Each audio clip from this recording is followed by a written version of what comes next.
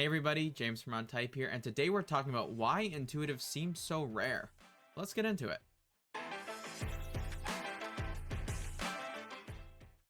Alright, so let's dive into this topic. Why are intuitives so rare? I mean, we talked about it in another video, I'm not sure if it's out yet, but we talk about kind of the percentages and how common and rare all the types are, and that we don't have a really strong number, but what we do kind of assume and know from a lot of different people's anecdotal experiences is that intuitives are a little rarer than sensors. So why is this? You've probably heard this or known this before. Sensors make up the majority and intuitives are more of the minority. So why is that?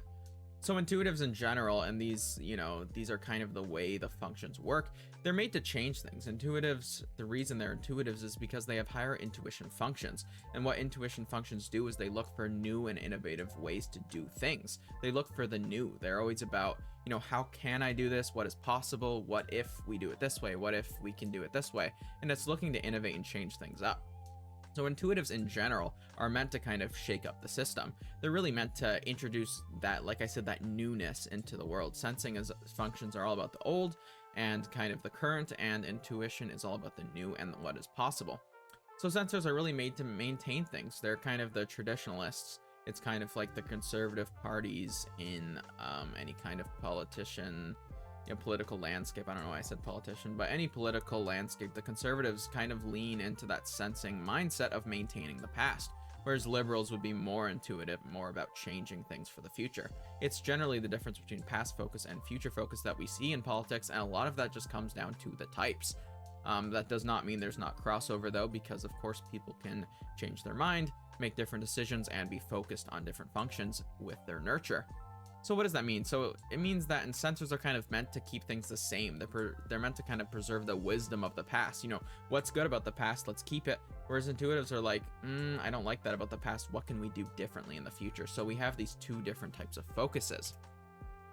So intuitives may be rare, this is theory, but they may be rare because it doesn't take many to introduce change. It may be that you don't need too many intuitives in order to shake up the system. In fact, it would be maybe worse if we had too many intuitives, because the system and the world would be changing too rapidly, too quickly, too chaotically, and we wouldn't have enough kind of order and stability within the system to kind of keep things close enough to the status quo that we're still surviving like we were before, but changing it enough to improve. And we kind of need more sensors to do things like build and maintain normalcy and structure and reality in society. A lot of the things that we have in society are done by sensors, and it's an amazing contribution that sensors make to society, doing things like building. A lot of construction, focused people are sensing types. A lot of things like plumbing, a lot of things like management, a lot of these jobs, these nitty-gritty jobs that really keep society running, are done by sensing types. Things like government jobs, bureaucratic jobs, political jobs. So many of these kind of middling jobs are done by sensing types to keep society together, to keep it intact, and to kind of keep our society from crumbling, because if we didn't have sensors, it could potentially be more anarchy. So sensing types are really great at doing those jobs that, their duty to maintain society, maintain the system, and to kind of build it up, to kind of change it in small ways, but keep it mainly the same and kind of maintain that order so that society can function. And sensors really exist to prevent, change from happening too fast as well. Their kind of mindset is to keep things the same and keep things functioning, kind of keep the house together. Whereas they're kind of afraid of change, because change could mean disorder, it could mean chaos, it could mean new things happening that are worse than before. And sensing types have lower intuition functions, which makes them more afraid of things changing, and they're more afraid of new things. Whereas intuition types have low sensing functions, which means they're kind of more afraid of things staying the same, or afraid of things not changing. So we have this kind of clash between sensors and intuitives, which you can kind of see, like I said, in the political landscape as well, of people wanting to preserve the past and people wanting to change the future. And the people who want to preserve the past, are afraid of the future being bad, so they don't want too much change. And the people who are looking towards the future are afraid of the past being bad, and they want more change because they're afraid we're maintaining things that are not good. So you need sensors to maintain things that are good, and you need intuitives to make things better that were bad before. So there's this kind of push and pull imbalance between these types. So intuitives, because of their focus, because of their ability to change things, they can theoretically make things both better and worse than it was before. That radical idea to do things in a new way can either bring in new changes and new ideology which will make the world worse, or it can bring in new stuff which makes the world better. Sometimes intuitives will introduce new things that will make things worse, and then we have to backtrack. Sometimes they'll introduce things that make it better, and then we move forward. So there's a little bit of that push and pull with what intuitives are introducing, and that's why they have the sensors to keep them balanced, keep reality from moving too far unless it kind of passes that check. But if it does pass the check, over time things will move forward. And sensors can do the same thing in a negative way. They can maintain both the best of the past and the worst. They might maintain really good traditions and ideas and wisdom from the past, but they also might maintain outdated ideas and poorly thought out theory from the past. So there's this kind of potential for both sides to do it incorrectly and to do it correctly. And when they're working together and understanding and respecting both sides, that's really when these types can do their best to improve both. So there really does need to be a balance of both to maintain the best, so that we're not introducing too many new things and forgetting the wisdom we have learned as a species, but also that we're not just staying the same and not moving forward ever, and we're kind of, sitting around not particularly getting better. So we need a bit of both, a push and pull. And yeah, intuitives and sensors are meant to balance each other out. There are way too many intuitives, there might be not enough of that middle of society to function, right? So intuitives, you can think of them as being very polarized in many cases because they're so radical and have so many new and intuitive and ingenious ideas.